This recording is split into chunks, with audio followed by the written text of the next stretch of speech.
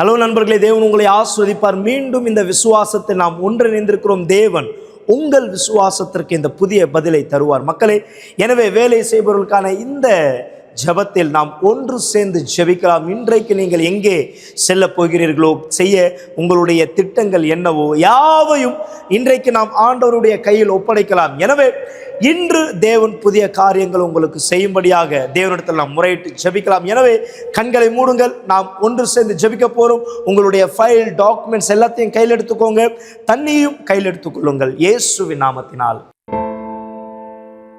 நாம் தேவனை நோக்கி ஜெபிக்கும் பொழுது பலனை, தைரியம், விசுவாசம், சமாதானத்தை மற்றும் நாம் நேர்மையாய் எதை அவரிடத்தில் கேட்கிறோமோ அதை பெற்றுக்கொள்கிறோம்.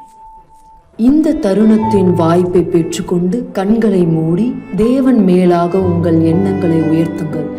இதுவே ஜெபம் செய்ய வேண்டிய நேரம்.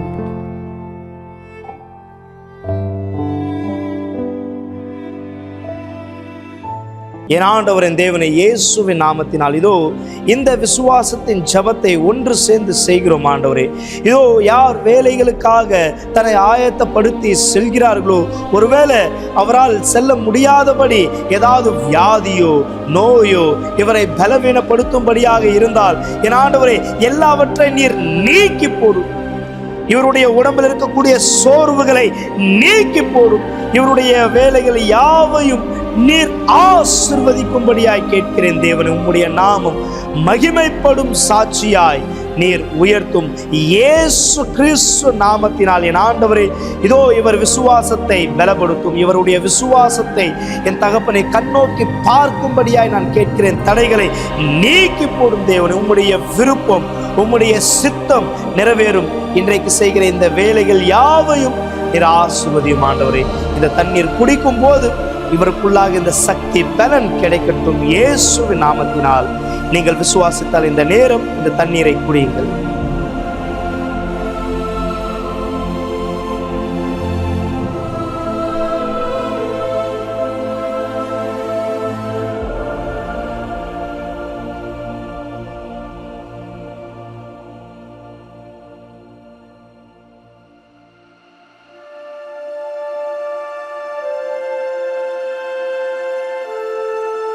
எனவே ஆண்டவர் உம்முடைய வல்லமையால் நீர் இதோ இவர்களுடைய எண்ணங்களை நிரப்பும். இன்றைக்கு இவர் செய்கிற எல்லா வேலைகளை நீர் பரிபூர்ணமாய் ஆசீர்வதியும். ஆண்டவரே, இயேசுவின் நாமத்தினால் நீங்கள் விசுவாசித்தால் சொல்லுங்கள், ஆமேன், ஆமேன். ஸோ இந்த உறுதியோடு இருங்க மக்களே. தேவன் புதிய காரியங்கள் இன்று உங்களுக்காக செய்யட்டும். இன்று ஒரு மிக முக்கியமான ஒரு ஜெபம் உங்களுடைய ஆரோக்கியத்திற்காக.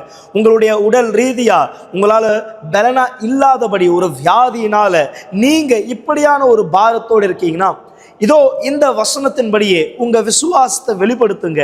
ஏன்னா இந்த நபர் ஒரு குருடரா இருந்தார். ஆனா எப்படி இயேசு நோக்கி வந்தார், இங்க வார்த்தை சொல்லப்படுது பாருங்க. மார்க் 10வது அதிகாரத்தில் 50வது வசனம். உடனே அவன் தன் மேல் வஸ்திரத்தை எரித்து போட்டு எழுந்து இயேசுனிடத்தில் வந்தான். தன் மேல் வஸ்திரத்தை என்ன பண்றாரு, எடுத்து போட்டு, அதாவது எரித்து போட்டு. அர்த்தம் என்னது? அதாவது எரிக்கிறது கிடையாது, எரித்து போட்டு அது தூர விசிறி போட்டு, இனிமேலும் நான் இந்த ஒரு குருடரா இருக்க மாட்டேன். இனிமேலும் என் சூழ்நிலை இந்த ஒரு நிலைமையை போல இருக்கக்கூடாது. யாரை நோக்கி வந்தார்? இயேசுவை நோக்கி. எனவே இதுதான் விசுவாசம் மக்களே. உங்கள் விசுவாசம் இது போதும். என் வியாதி இனிமேல் என்னை அழிக்கக்கூடாது, இந்த சூழ்நிலை என்னை அழிக்கக்கூடாது என்ற ஓர் நம்பிக்கையோடு நீங்கள் வரும்போது கண்டிப்பாக தேவன் ஒரு பெரிய மாற்றத்தை ஏற்படுத்துவார். இன்று விசேஷமா சாயந்தரம் 7 மணிக்கு இந்த ஜெபத்தில் தவற விடாதீங்க. காலையில் 8 மணியும் 10 மணியும் மதியானம் 3 மணி இருக்கும். ஆனால் 7 மணி நீங்க விசுவாசத்தோடு அடியெடுத்து வைக்கும் போது தேவன் ஒரு அற்புதத்தை உங்களுடைய வாழ்க்கையில நிறைவேற்றுவார்.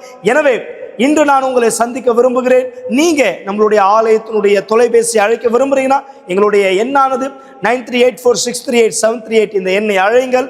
மேலும் எங்களுடைய முகவரி 282/681 அண்ணா சாலை. மேலும் எங்களுடைய வெப்சைட்டை நீங்கள் பார்க்க விரும்புறீங்கன்னா uckg.in இந்த வெப்சைட்டை பாருங்கள். தேவன் உங்களை ஆசீர்வதிப்பார்.